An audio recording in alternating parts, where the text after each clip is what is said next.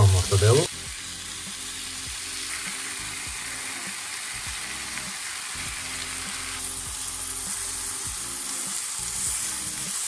Krenemo.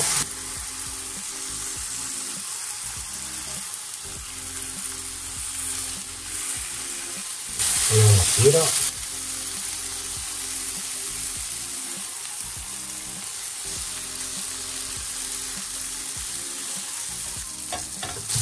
Lavana je gotova. Na tu bosnoću dodamo pecivo. Peciva su nam gotova. Stavljamo majonezu. Može neki drugi ubak po želji.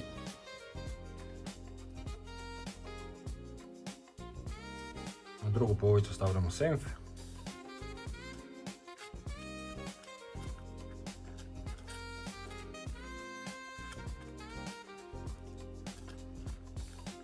Zatim stavljamo mortadelu.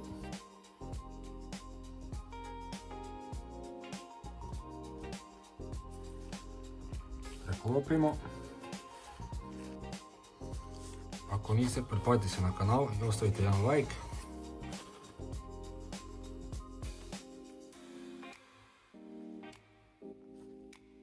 I sendvič nam je gotov.